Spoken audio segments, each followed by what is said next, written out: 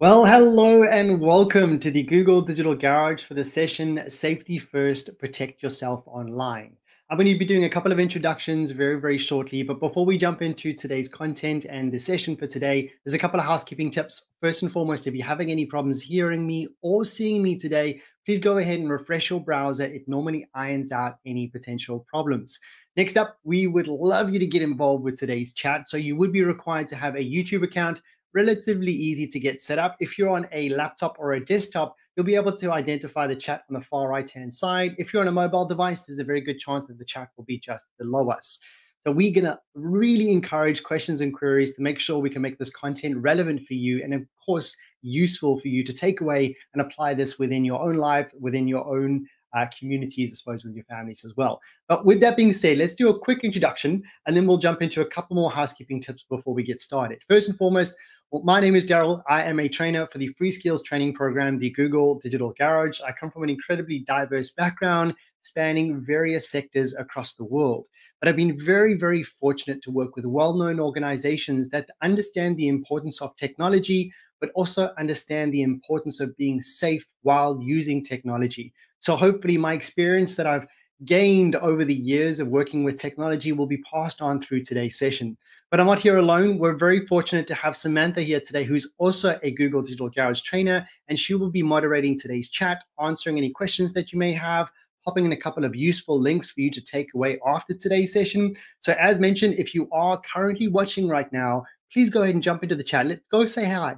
Let us know where you're tuning in from, which actually going to be a question we'll be jumping into very shortly. So just start off with a simple hi and let us know that you're there. Again, if you're on a laptop or a desktop on the far right-hand side, if you're on a mobile device, just below us, and Samantha will have a little blue spanner next to her name, ready and waiting to answer any questions that you have. Next up, this particular live training is part of a broader offering from the Google Digital Garage. So I hugely encourage you to click in the link in the description below. It'll take you to their website and give you a plethora of information, online courses, and many more live webinars very similar to this one. So hopefully we'll see you in a couple of new sessions in the future. But with that being said, let's go ahead and jump into what are we going to be covering over the next 60 minutes. Well, before we do, we're super excited to be delivering this in partnership with Which, Google's deep understanding of technology, plus Which is expertise and focus on making things easier for consumers to understand, made these two organizations natural partners and create to deliver this course. Now, Which is a fantastic platform, the website that I'll recommend you go to afterwards, which is going to help you from a non-biased perspective. It's going to help you as a consumer to make the calculated decision on what you would like to use. And on this note, we're going to be talking a little bit about antivirus as well, which I highly recommend you use Which to start seeing which one's going to be good for you. But highly recommend. I'm pretty sure Samantha will pop the link into Which in the website into the chat very shortly. But we're super excited to be delivering this in partnership with Which. But what are we going to be covering? Let me go ahead and make sure we get no more notifications coming around there. So let's slowly but surely jump. What are we going to be covering over the next 55 minutes or so? Well, we've broken it down to 3 basic steps. Number 1, we're going to look at a couple of ways to how we can stay safer online. We're going to be jumping in a couple of misconceptions around being safe with technology. Then we're going to go ahead and jump into how do we identify the common areas of threat online, which can happen to many of us on a daily basis. But being educated, and just by you watching this and being here today, is going to hopefully equip you to overcome and mitigate any of these threats moving forward. Last but not least, we're then going to go jump into how do we gain control if you've been scammed. Now, on that last note, I personally have been scammed, and I know many people that have been scammed too. And I was very what's the word, embarrassed when I first got scammed, which is it's a natural feeling. But what's important for all of us to do is to come together, overcome that embarrassment, and share those experiences with others, which essentially will help other people overcome and mitigate any of these threats moving forward. So if you are currently watching this here today and you have been scammed, please know this is a completely non-judgmental environment where myself, the team, and Sam, who's in the chat, are looking for any questions or queries that you may have, so how we can guide you to be a lot more safer online. And just know this is a safe space where you can ask us questions, and there's no such thing as a silly question. With that being said, this particular live training will be available as a recording for approximately 24 hours. So if there is anything that is said during this session and you want to come back to, just click on the same link that you used to join today's session, and you'll be able to rewind, fast forward, and really absorb the information at your own pace.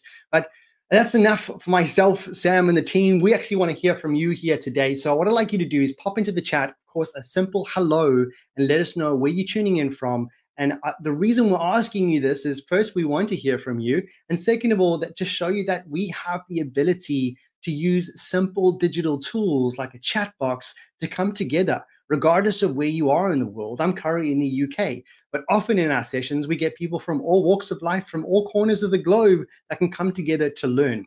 And that is the beauty of technology. And I think with that mindset, knowing that technology can be so beneficial to you and your life and your business, we need to apply that and think, okay, well, it is beneficial. We want to use it, but how do we overcome the potential threats? So talking about threats, and I'll give you a few more minutes to pop into the chat. Where are you currently tuning in from? Because we want to know, we want to make sure we're engaged with you as much as possible. So please get involved. We'd love to hear from you. If you're watching the recording, well, hopefully you'll come to the next session too. But let's jump into the first part of a couple of statistics around cybercrime and the statistics. There is 132 billion, yes, that is a B. That is a lot of money that was stolen by hackers in that year, last year, which was before, I think it was 2020, 18 million COVID-19 scams blocked by Google every single day, and 700 fake websites mimicked by Netflix and Disney sign-up pages since the 6th of April. The reason we're putting this forward is because it is currently happening to many of the world. I suppose there are these individuals or these criminals who have malicious intent to steal money and to steal your identity, and essentially just use these major tech companies or major known companies to gain your trust to hopefully pass on over some money through a fake website. Now, of course, Google is doing their very best, and of course, Gmail is doing their very best to block these scams. But we, as individuals, as business owners, whoever you are watching this, it needs to understand that we need to educate ourselves. Now, as much as these cyber criminals are coming up with new ideas and new tactics, in order for us to stay on top of this, it's all about educating ourselves as much as possible around generally technology, but what are the potential scams? And again, we're in partnership with Which today. So we highly recommend you jump onto that website, which.com, and learn a little bit more about how you can get a completely non-biased perspective on products and services that are out there. But I want to jump into a couple of misconceptions when it comes to cybercrime and when it comes to tackling a few of these uncertainties that we may have around technology. Number one is I don't have anything worth stealing. That's a common point that a lot of people make, but it doesn't always come down to money or value. To put it in perspective, your identity alone is worth money. According to CIFAs in 2019, there were record levels of identity fraud, and this is happening on a daily basis. Next up, it's just the big businesses that will get attacked. Now, when it comes down to that, it doesn't really matter who you are. And the understanding around these cyber criminals is that there will be some targeted attacks, but a lot of them are just trying to find the weaknesses. The weaknesses within the companies, with the weaknesses within the individuals to gain their trust. So knowing that it's not just the big businesses. Public Wi-Fi is safe. That is a very, very common misconception. When it comes to public Wi-Fi, a lot of people believe that if they're going to connect to a Wi-Fi through a password, well, that makes them safe. Well, that's not really the case, because when we connect to a network, there are others that are connected to that network. And if we don't know, we don't have an understanding of who's connecting to that network, we don't understand what's on that server, we don't understand anything other than the fact that we are getting free internet. And when we have free internet, it's very, very convenient and can help us save money. It can help us do the things we'd like to do through the internet at no cost. However, the cost may potentially be a threat that is out there. So when it comes to public Wi-Fi, we're going to jump a little bit more into how important this is, but please understand that public Wi-Fi is not safe, and that is a misconception that is often come up. Next one, my smartphone isn't vulnerable to cybercrime. To put it in perspective, the internet, if it's an internet, if you have a device that is connected to the internet, there will always be some sort of a vulnerability depending on many different factors, but there is a connection that is made on the internet to that device. So again, another misconception we need to jump over. Opening spam can give you a virus. That is absolutely not true. Now, when I say it's not true, it's very, very unlikely that potentially could happen. But opening spam, just to clarify what spam is, a lot of us have emails. And for those who do, we continue to see get emails on a daily basis. And there are a lot of them where there are a lot of businesses out there trying to promote their products and their services. That is what we call spam. It could just be keep coming in and in if you consider it spam and it's not something that you're interested in. But opening up one of those could potentially be a very low risk. And we'll talk about risks towards the end of today's session in terms of low, medium, and high risk situations. So stick around towards the end of the session so you can learn a little bit more about that. Last one, devices can't get viruses.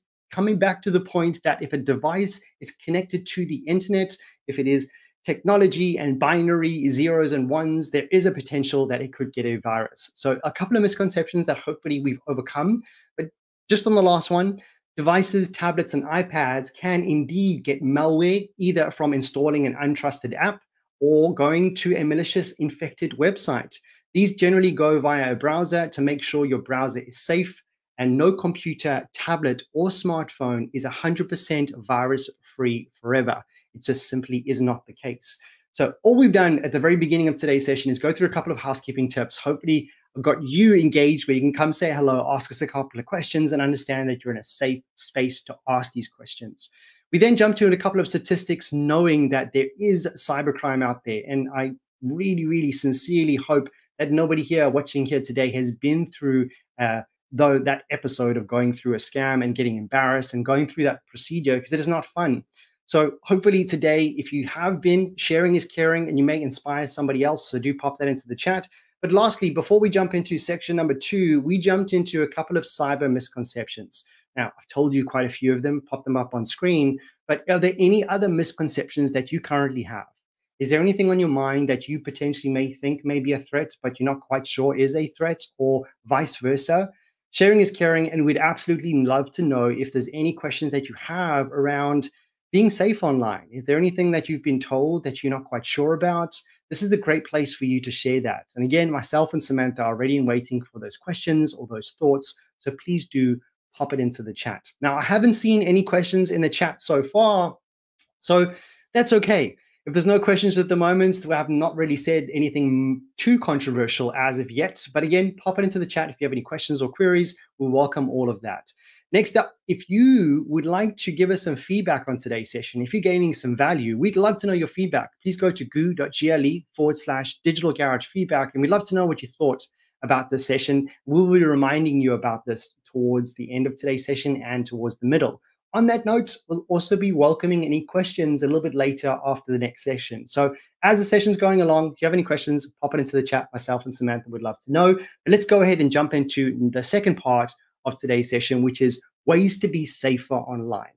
All we've done so far is mitigate a couple of misconceptions and overcome a few of them, and hopefully clarified a few, looked at a couple of statistics, and now we're going to jump into how do we now stay safe online? What are the steps that we can take as everyday individuals to start being a lot more safer online? And it is everyone's responsibility when it comes to being on the internet and staying safe. So what are we going to be covering over this next section, which is going to be number 1, protect your devices. We're going to jump into a couple of ways on how you can protect your device. Next up, we're going to look at how we can watch out for public Wi-Fi. Now, I briefly touched base on that, but public Wi-Fi is probably one of the biggest ones in terms of the misconception that it is safe because there is a password. We're going to jump into that very shortly. Then shopping online. I don't know about you, but I shop on a regular basis. Now, that could be for everyday things like, for example, groceries. This could be for gadgets. It could be for clothing. It could be for many different things. But I think a lot of us here today in 2023 are buying things online. But if we're buying things online, how do we do this safely? Because we do not want to be throwing around our credit card details and our financial information to get it into the wrong hands. So we'll talk a little bit more about how we stay safe online. And for those who are still hesitant on shopping online, well, the fact that you're here today, hopefully going to make you feel a little bit more safer while you do so. Then we're going to look at how we can strengthen or maintain your security settings. Security settings are somewhat of something that is overlooked by many, but you will be very, very pleasantly surprised that the majority of websites, applications, devices will allow you to dive into the security settings where you have control of those settings. And having an understanding and not only just the control will hopefully give you a little bit more confidence when you are using technology and staying safe online. Then we're going to look at strengthening passwords. Now, a lot of you may be rolling your eyes just like I do. When I think of passwords, I think of, well, I'm just going to have one password. I can't remember them all. So I'm just going to use one and I'm going to write it on a piece of paper and I'm going to put it on my screen so I don't remember it. So I do remember it. Sorry, excuse me. So the misconceptions around passwords, we need to strengthen them. And I'm going to say a couple of things around passwords, which you aren't really going to like, but it's in your best interest to make sure that you strengthen your passwords and make sure you diversify your passwords amongst them, all the accounts that we have today, which are, there are quite a few accounts that many of us have online, whether it be Gmail, social media, another email, a platform, whichever it is, a lot of credentials that we need to save, but we need to make sure we use the right password. So that's what we're going to jump into in this section. So let's jump into number one, the first part, which is protecting your devices. Just making sure that when you think of your devices, specifically when we talk about your phone, your mobile device, which I'm going to make the assumption that many of us have smartphones. And if you don't, hopefully you will get one soon. But smartphones are pretty much an extension of ourselves because we have so much information at our fingertips. But I want to take you back a few years and I want you to think about the days before there was technology, before we had smartphones, before we had the internet. What were the most valuable items that you would carry? Generally, it would be a wallet. Well, I definitely had a wallet and I had quite a few cool wallets with my credit card details, or at that time, maybe not a credit card, a debit card, or my financial, maybe my ID, and I had a wallet. Maybe if you were maybe you have a handbag, if that's what you used. I think we all had something that we walked around with so we could hold and make sure that we protected it. When I walked around with my wallet, I had it in my pockets. Sometimes when it was zipped up or sometimes in my bag that was zipped up. But I definitely wasn't walking around showing people the numbers on my card along with the security code at the background on the back of the card, for example. So think of that same idea. Your phone needs to be protected, just like your wallet and your handbag needs to be protected, which you still do today, hopefully, because your phone is in your wallets. But now we need to think about how do we protect your devices specifically? Well, we'll jump into a few of them, which is a couple of tips to help you protect your device. Number one, keep your software up to date. For anybody who's thinking, wow, well, Daryl, I get constant updates on a daily basis, and it's so annoying that I constantly have to update and update and update.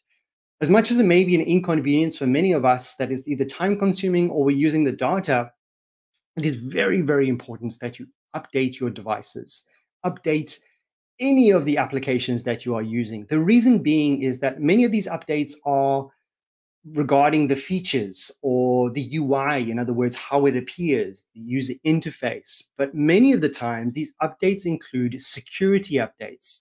And these security updates come from individuals who are actively trying to overcome all of these cyber criminals' programs, code, or basically the ways in which they are trying to use this technology in a malicious intent. These companies that have these applications are applying this and hopefully keeping you safe from those vulnerabilities. So as much as the updates are features and they look great, many of them have security updates behind them. So I do highly recommend that, especially the applications that you're using on a regular basis, that you update them. And if you have any outdated applications that's on your phone or your devices that you don't really use and you don't update it because of that, we need to start thinking about, well, why do we have that application on our device? Because if you have an application that you haven't updated for many, many years, think about how that could potentially pose a risk in terms of a security on your phone. So again, making sure you audit those applications on your phone, update the ones that you use regularly, maybe remove the ones that you don't use at all. Remember, you can always install them at a later date, but making sure that you don't have outdated software on your devices. Next up, you're going to look at how you can use a screen lock. When it comes to a screen lock, this comes pretty much the first thing that you will look at when you get your devices. And it's either going to come through a code or a way in which you can draw a geometrical shape, in other words, to lock your device. For those, again, coming down to convenience that you don't want to unlock your phone every single time, well, this is something to protect you. Think about if it gets into the wrong hands and there is no code, well, you've basically just lost one door or one gate that those cyber criminals will have to overcome, and basically welcoming people to your information. When you think about it that way, you may want to make sure you have a password. Last one, lock down your phone if it's lost. Now, there are two great features. Whether you're using Android or iPhones, there is ability to download, or they're normally integrated within the phones, which is called Find My Phone. And I think for Apple would be iPhone, Find My iPhone. Regardless, they're going to be able to track your device, which is very, very useful. But you'll also be able to wipe the data or stop it from working from another device that you have signed in. So highly recommend that you look at how your Find My device, jump onto Google, learn a little bit more about how you can use this application, and understanding how Find My device can be very useful in those very unpleasant situations when your phone potentially may have got lost or may have got stolen. Regardless, you have control, and you will be able to have control if you set this up before. That's a couple of ways to protect your device. And this goes for your smartphone, your iPad, your desktop, your laptop. All of these will apply. Next up, watch out for public Wi-Fi spots. Now, public Wi-Fi is super, super, super useful. And I think for us, many in the world, that it's becoming more and more available, which is fantastic. It allows us to connect to the internet. It doesn't cost us a thing, and we can do the everyday things that we want to. But what we need to be very, very careful of is that sometimes these public Wi-Fis may have cyber criminals that are connected to this Wi-Fi, and they can do a lot of different things that you don't want to happen. So we're going to jump into a video, and I really want to make sure that we get the audio in this. So I'm pretty sure the audio will play through, but I wonder if the wonderful Samantha will pop into the chat to let us know if it is working. But I'm going to go ahead and press play now, and I will see you on the other side. Very often, we access our email services or social network accounts on the go. On mobile devices, all services that you use are accessible through apps and therefore only one tap away without having to log in every time. That's why it is important to learn how to keep these devices protected. Locking your device helps you in case you leave it behind or if you're worried about someone else scrolling through your phone. Most mobile devices offer options to create a PIN or a pattern. If you prefer a PIN, it's a good idea not to use consecutive series such as 1, 2, 3, 4, or personal information such as your birthday or address. The same principle applies to patterns. Try not to use patterns that are easy to guess, like geometric figures. Some devices also give you the option to hide your pattern when you draw it so that it becomes invisible. It's good to be cautious about the apps, games, and videos and attachments you download because they could harm your devices and put your personal information at risk. Beware of anything that claims that your phone is infected or asks for your password or personal information. You could accidentally download unwanted or potentially harmful applications or give someone you don't trust access to your account. To prevent this, a good rule of thumb is to always download apps from reputable sources, like the official App Store on your phone. It's also important to read the reviews and comments from other users and look for potential safety problems with the app. This can help you decide if it's secure to download the content. Once in a while, you might also receive notifications to download system updates on your mobile. It's important to keep all your devices up to date since new versions can help fix security problems identified in previous versions. Finally, always remember to be extra careful whenever you go online using a network you do not know or trust, such as when using free Wi-Fi at a local cafe, because it could be easily intercepted. When on public networks, avoid signing into your accounts or making purchases, since your passwords and financial information could be compromised. Now you know the importance of screen locks, safe downloads, system updates, and Wi-Fi networks. Decide what safety settings are right for you and set boundaries around how much information you share, when and where while using mobile devices. Well, I hope you found that useful because I find use into that every time I watch it. But some very, really important takeaways that we can take away from that video, which is a couple of recaps. Looking at your device helps you to make sure, making sure you lock your device will help you mitigate any of these potential threats if your phone does get lost. But there's many, many great tips around public Wi-Fi, making sure you lock your devices and all of those devices moving forward. So with that, I'm pretty sure, yes, Samantha's popped the link into the chat for that video. Make sure you save that, bookmark it, or watch that video, or share it with anyone you know that would hugely benefit from it. But being more aware of these would definitely help you mitigate any of those potential threats. With that, we're going to jump into some common public Wi-Fi mistakes that I think many of us have done, and something that we need to take in consideration. As much as it's convenient, we need to make sure that we are very, very conscious of what we are actively doing on that public Wi-Fi. If you are jumping onto that public Wi-Fi to scroll through some social media or to find out the, the directions through Google Maps to a specific restaurant, you're not much of a threat. You're just using the directions. But when we look at using or our credit card details or our financial information, this is where it potentially poses a risk. So doing your online banking is not something we should be doing. Online banking or shopping via a public Wi-Fi using unsecure websites or unsecured networks is incredibly risky. Banks use encryption to keep your details safe, but some public Wi-Fi hotspots are encrypted and most aren't. And if the network isn't secure, gives the hacker a potential opportunity to find out what the device is transmitting and what it receives, potentially recording any login details through keystroking. Now, I'm not here to scare you and put that out there, but it is a possibility. So if you're looking to do your own online banking, I highly recommend that you connect to your own home network or to a network that you know is secure. Next up, assuming Wi-Fi is faster than 3G, definitely not the case, because when it comes to public Wi-Fi, what we need to understand is that many of us are going to be using public Wi-Fi. And when all of us connect to a certain network, there is a certain amount of speed available. If there is a large amount of individuals using that public Wi-Fi, that speed will decrease tremendously. So knowing that 3G is not necessarily going to be faster, and if you are in the UK, understanding that 3G is going to be somewhat of the past moving forward as we move into 4G and 5G. But I'm not going to bore you with all of that right now, but understanding that that is not true. Next, not securing your device. Now, that is a common mistake when it comes to using public Wi-Fi, especially if you are a digital nomad or someone that does not have Wi-Fi at their home or broadband and heavily rely on public Wi-Fi.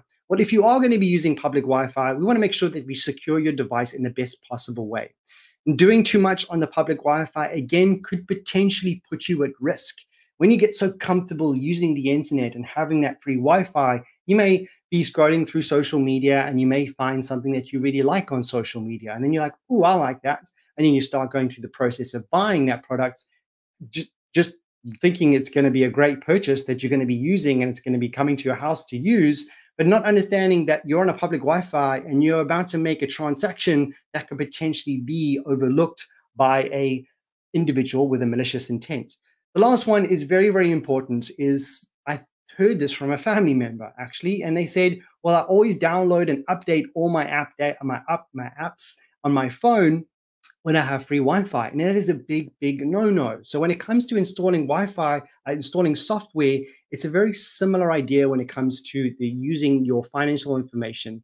Anything that is being activity that you have on that network could potentially be overlooked or could be seen by a cyber criminal, for example. So a couple of common public Wi-Fi mistakes. Now, we are not saying to you that you should never use public Wi-Fi because yes, of course, it is very, very convenient. And I use it on a daily basis. I used it today when I went to gym to listen to some music. But what we are saying is that you need to be aware of when you are connected to the internet, when you are connected to a public Wi-Fi, be very conscious that this is not going to be 100% secure and you have no way of knowing that. So if you don't have any way of knowing that, mitigating any of these will hopefully allow you to keep your information safe and secure, and most importantly, keep you safe and secure. Then we're going to go jump into shopping safely online. You may be like me, or maybe you haven't started shopping online, but shopping online, again, is a very, very quick, easy way to get a range of a lot of range of not large, range of products. If you are not careful, there is a risk of your personal or financial details being stolen. Online shopping is something that we are done on a regular basis, especially if you're a business. We are regularly doing transactions on the internet to make sure our businesses are moving forward and we are being productive and hopefully moving forward with our businesses. However, we're going to make sure that every time you are going to be making a purchase, we are not on a public Wi-Fi, first and foremost. But secondly, you have a retailer that is legitimate. And if the brand that you are looking to buy from, have you done your research, or have you checked certain details about a website if this is the first time that you're buying them? Check if the companies have a refund or a returns policy and their contact details. That is probably one of the best ways to identify any potential scam, is if you're on a website and it doesn't have any of the privacy policy, the returns policy, or any contact details. I immediately have red flags going up and I'm thinking, oh, I don't even know how to return this. I can't contact them in any way. And if that's not the case, then they're not going to be receiving any money from me. So hopefully you'll have the similar mindset. Next one, using credit card details, PayPal or Klarna, that can be offered to consumers protection from fraud. So instead of using your credit card details, maybe you could think about using another pay source like PayPal or Klarna, for example. I'm going to pop up a question when it comes down to what do you consider when you're deciding where to shop online? Pop it into the chat. Myself and Samantha would absolutely love to know. That is, if you are shopping online. If you're not, maybe just have a little bit of a brainstorm and pop it into the chat. What do you consider when deciding where to shop online? While you're thinking about that, while you're typing away, I'll run you through a couple of stories of what I think about. Initially, when I started to shop online, I was very cautious. Just like when I had the wallet and I had my details, my ID and my credits card in my wallet, I used to keep that very safe. Now, when I all of a sudden was going to now be giving people my information, the 16 number on my card, the back detail, the expiry date, I felt a little bit on edge. However, what I started to do is to do exactly what I've just spoken about before, making sure that I've done my research on the actual brand or product or service or business that I'm about to hand over my money to, understanding if they have a returns policy. That's one of the biggest things that I look for. Another one would be for any reviews, any credibility. There's a lot of things that I'll do some research around to understand if this company is legitimate. Another one you may want to notice, and you'll be able to identify this right now while you're watching this video, is to make sure that the website that you are visiting or the business's website that you're visiting is secure.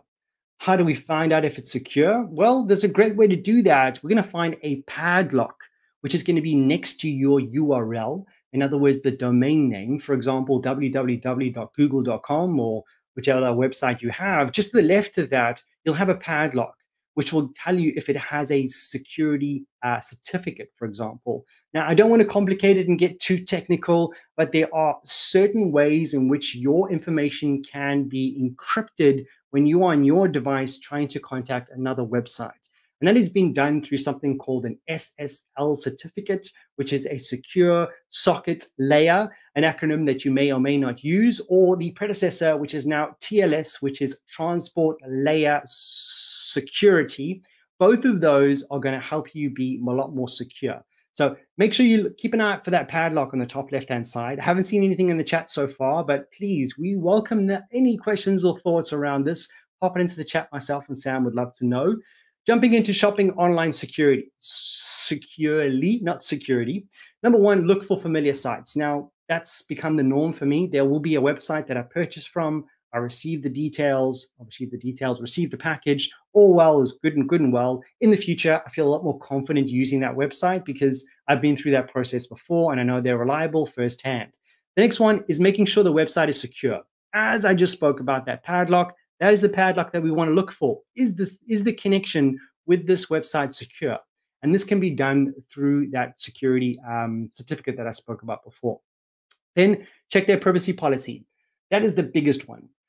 Not only will many of these cyber criminals overlook this, but many of them will make a very blasé privacy policy that doesn't really make a lot of sense. And if that's the case, again, that starts to raise those red flags and think, maybe this is not a great place to buy from. The last one is I would highly recommend that you avoid storing your card details on any website.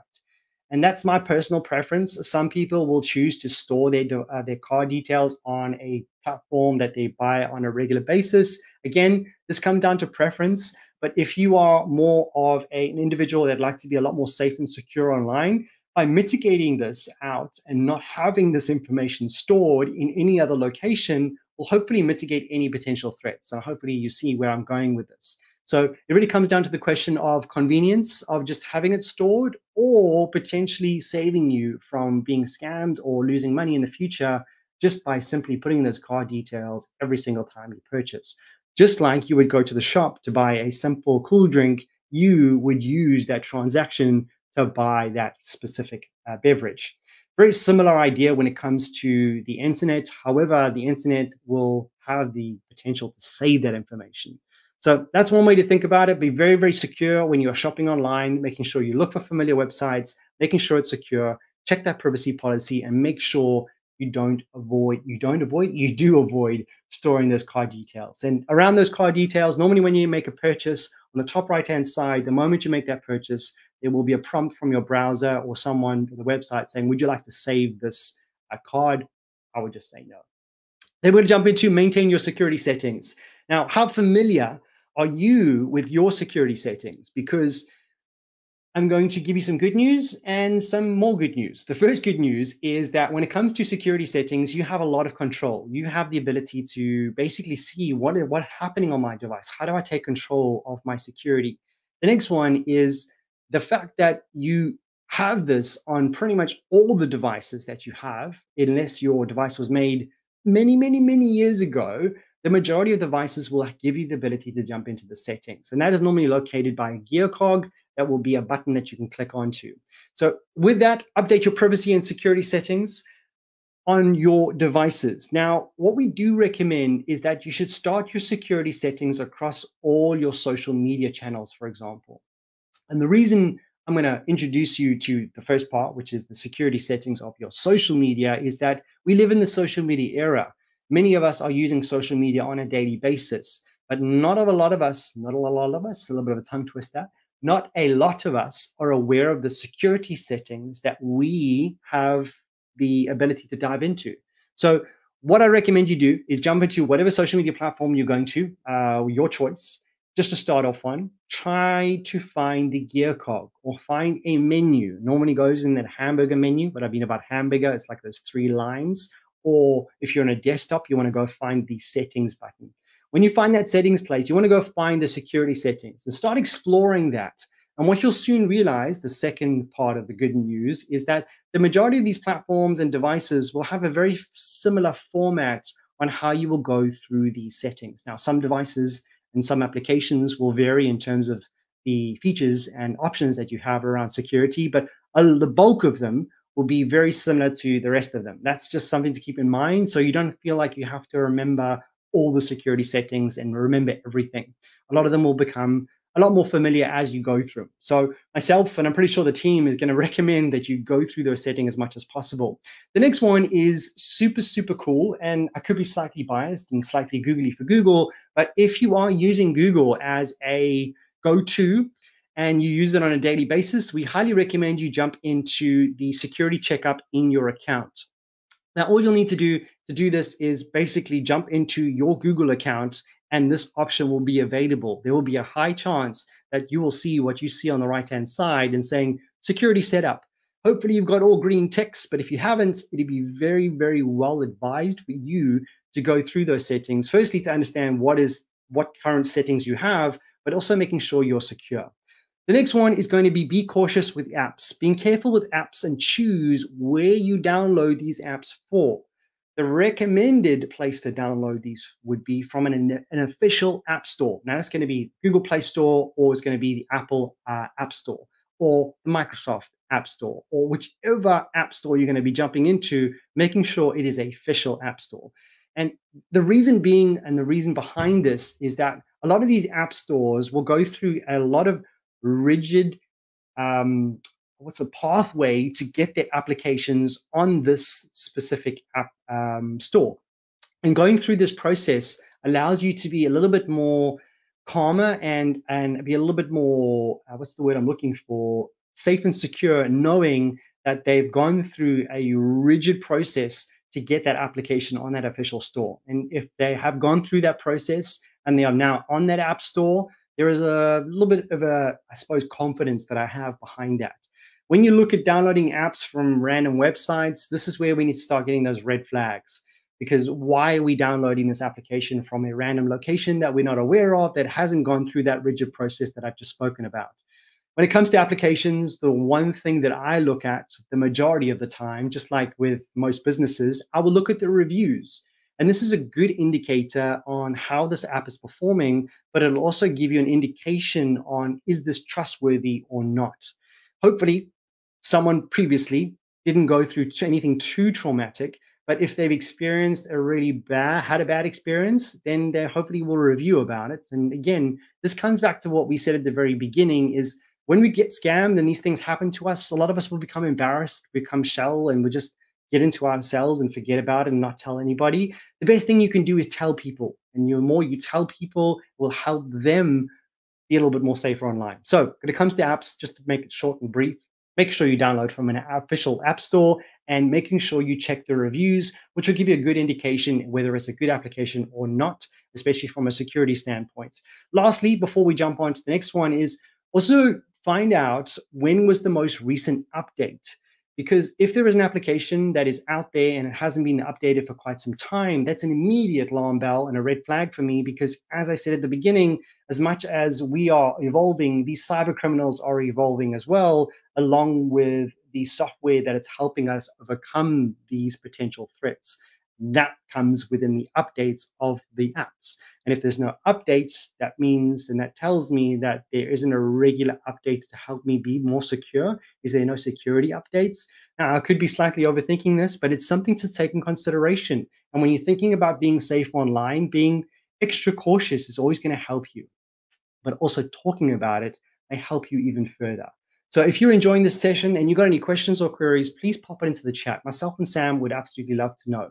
We're going to jump into the next part, which is strengthening your passwords. For those who are rolling your eyes and thinking, oh, wow, we're going to be talking about passwords. But that's exactly what we're going to talk about, because this is one of the strongest ways to help you stay safe online and keep your accounts and your data safe.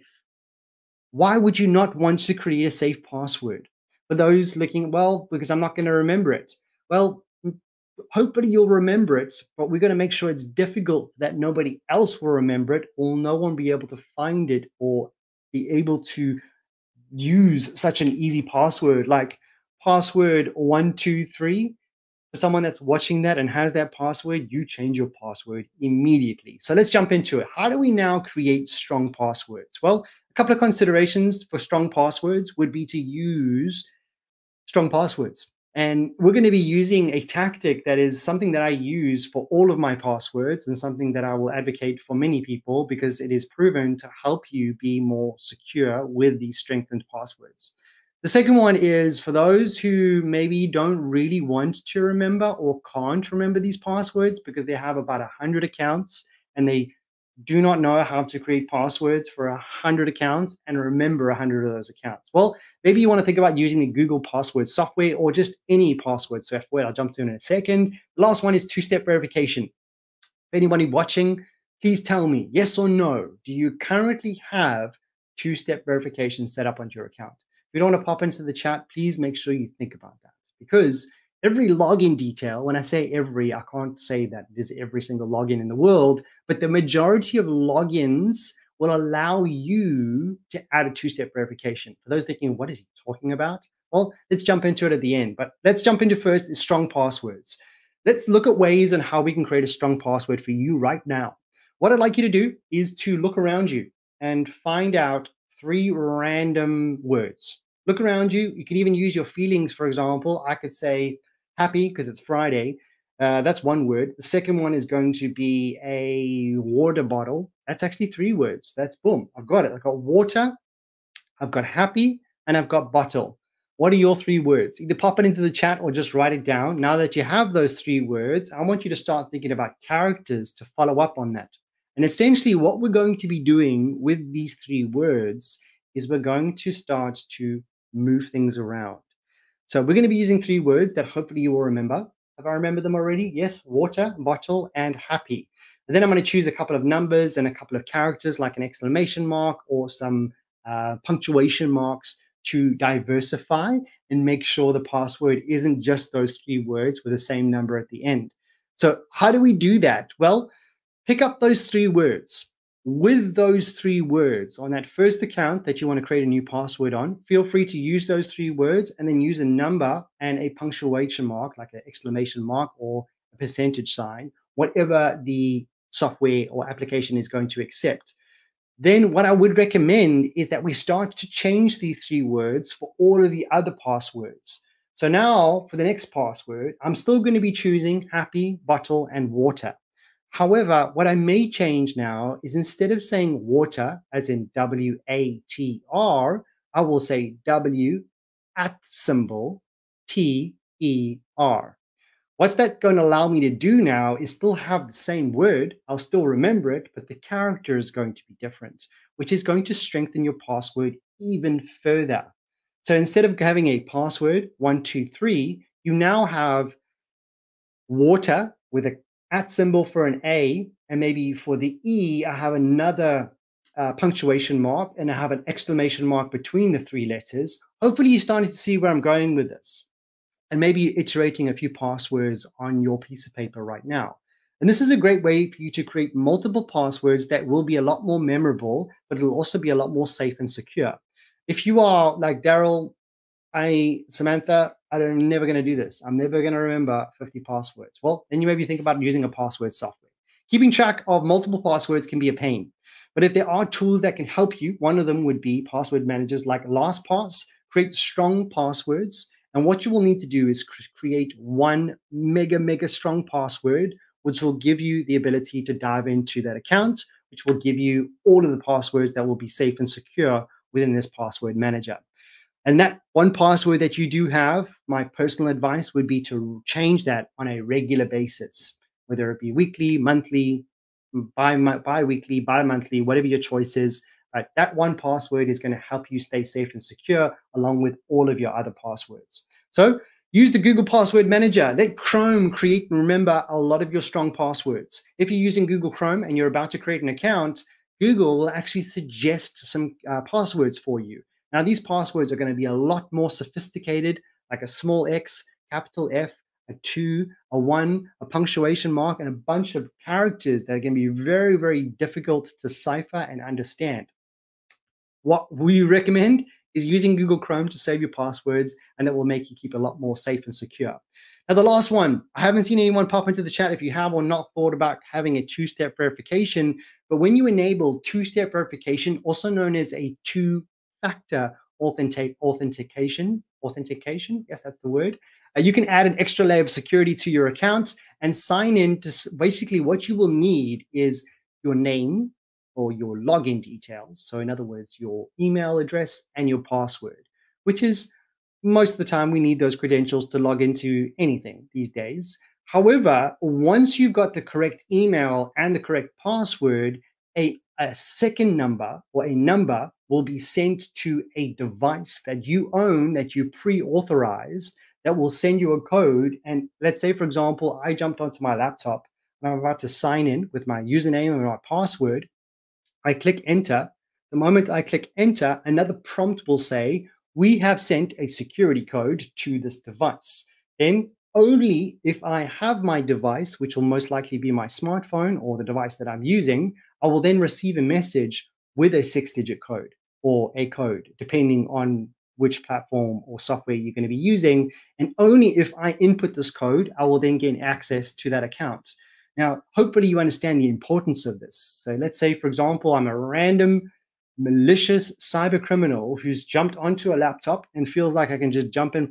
I know the person's password and I know the person's login details. Boom, got it in, got through the first step. But the second step is now that password has been sent to me or the owner of this account.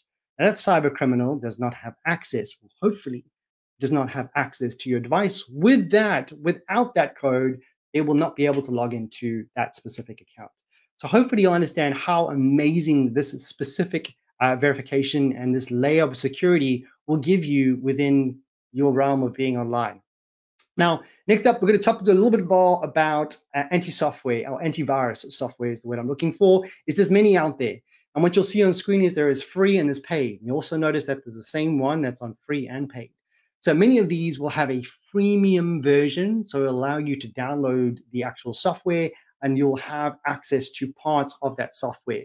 Now, if you are just a casual internet user that doesn't have a lot of financial details like a business would, maybe you'd like to start with the free version. However, if you are a business, it would be recommended that you keep your business and your coworkers and your employees safe by making sure you have an antivirus software.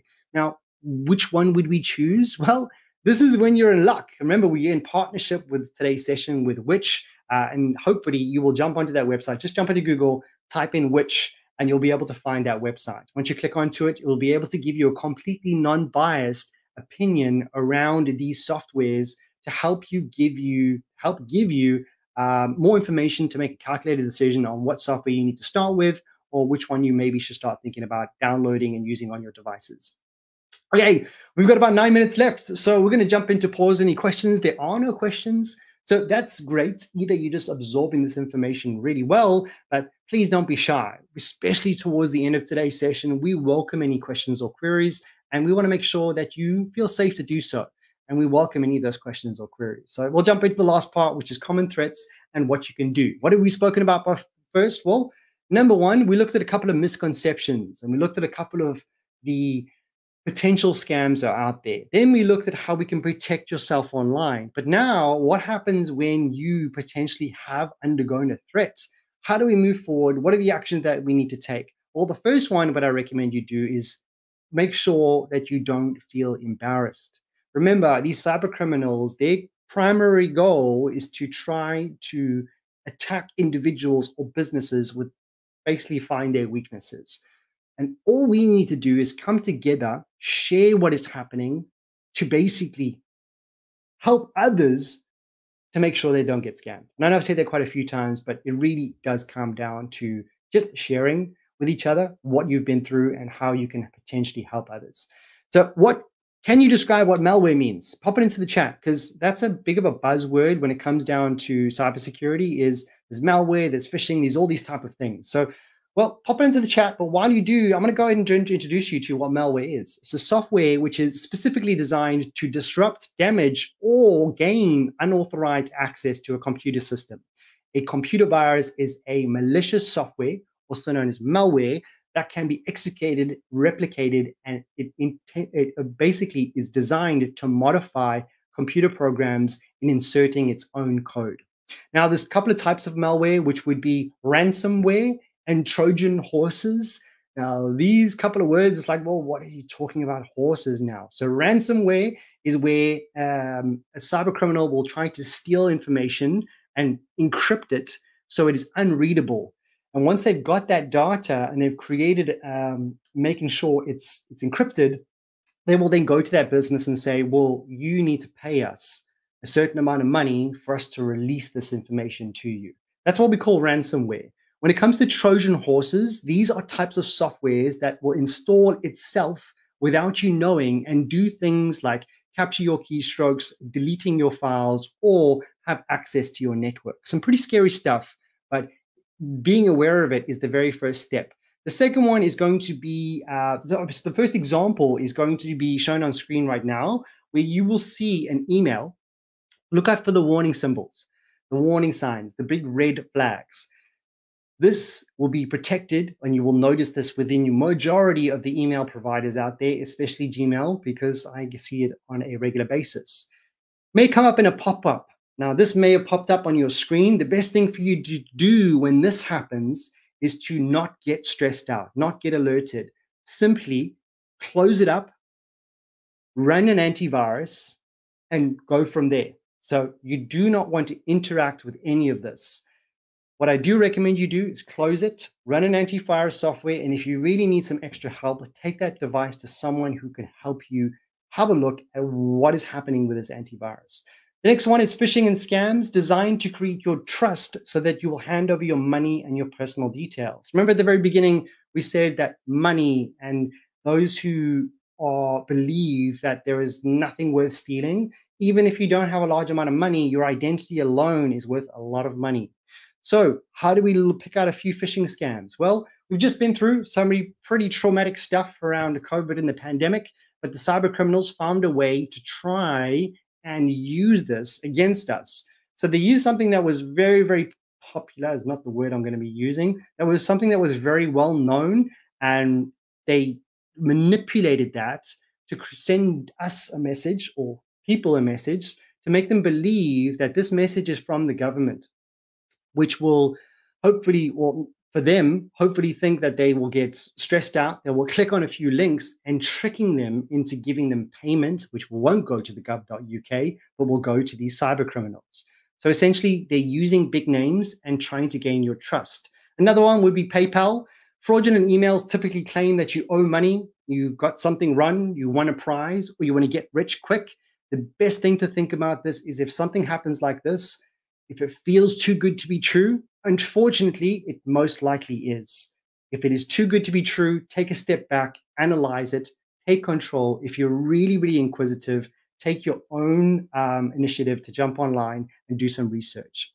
HMRC scam, again, well, if you are in the UK, you'll pretty much know who this is. But this is the one company that a lot of people will trust because this is a part of the government. And if they use tactics like this, and this is a simple text message, they send a text message and their intention is to entice you to believe that they are who they're actually not, to send over this money. Along with that, we have the big old other name brand, Amazon.co.uk, or Amazon, which is something that I buy from on a regular basis, but they will use emails like this to gain your trust. But what you will see, there's some key differences in these two. The one on the left-hand side, always check the email sender. The email sender, Amazon.co.uk, okay? It looks legitimate. I'll carry on reading. The one on the right-hand side says support-user at amazon.co.uk. Then it has another email, crose@one.ieu.